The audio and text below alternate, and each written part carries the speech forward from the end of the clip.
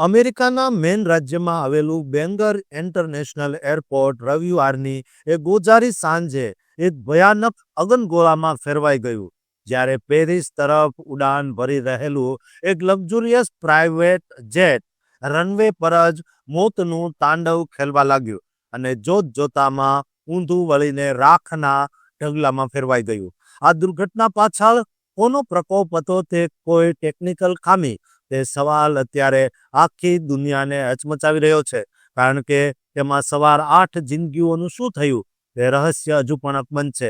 તારીખ 25 જાન્યુઆરી 2026ના રોજ રવિવારની એ સાંજ, જ્યારે સ્થાનિક સમય મુજબ 7:45 વાગ્યાની આસપાસ બેંગર ઇન્ટરનેશનલ એરપોર્ટ પર ચારે બાજુ બરફની ચાદર પથરાયેલી હતી, ત્યારે આ ભયાનક અકસ્માત સર્જાયો.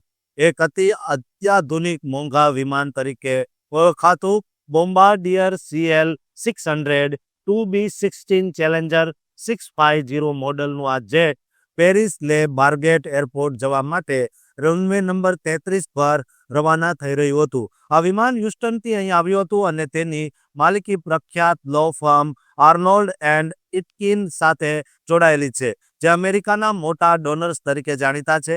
વિમાન જ્યારે આશરે 152 નોટ્સની ગ્રાઉન્ડ સ્પીડ પર ટેકઓફ કરવા દોડી રહ્યું હતું, ત્યારે અચાનક કંઈક એવું બન્યું. 1760 મીટરના અંતર પછી વિમાન જમણી બાજુ ફંટાઈ ગયું અને જોરદાર ધડાકા સાથે ઊંધું વળી ગયું.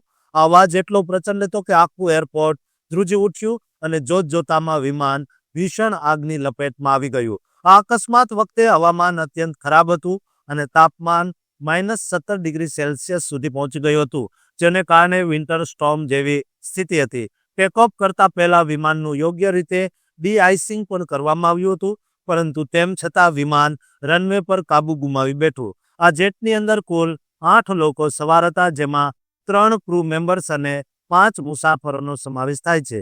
પરંતુ વિમાન જે રીતે ઊંધું વળીને સળગી ગયું છે તે જોતા જાનહાનિની મોટી આશંકા સેવાઈ રહી છે.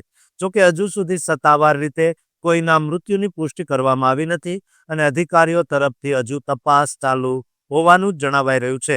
ઘટના બનતાની સાથે જ બેંગર ફાયર ડિપાર્ટમેન્ટ અને બચાવ ટુકડીઓ ઘટના સ્થળે પહોંચી ગઈ હતી અને સુરક્ષાના કારણોસર આખું એરપોર્ટ તાત્કાલિક ધોરણે બંધ કરી દેવામાં આવ્યું હતું. અત્યારે ફેડરલ એવિએશન એડમિનિસ્ટ્રેશન અને નેશનલ ટ્રાન્સપોર્ટેશન સેફ્ટી બોર્ડ જેવી તપાસ સંસ્થાઓ આ દુર્ઘટના પાછળના પાસાઓ તપાસી રહી છે, જેમાં ADS-B ડેટા અને પાયલોટના ઓડિયો રેકોર્ડિંગની મદદ લેવામાં આવી રહી છે. શું આ માત્ર એક કુદરતી આપત્તિ હતી કે પછી વિમાનમાં કોઈ ખામી હતી તે તપાસનો વિષય છે. દોસ્તો, તમારું શું માનવું છે? ઇમરજન્સીમાં આ રીતે પ્લેનમાં મુસાફરી કરવી જોઈએ? તમારું જે અંગત મંતવ્ય હોય કોમેન્ટ બોક્સમાં જરૂર લખજો અને આ ચેનલને સબસ્ક્રાઇબ કરી દેજો.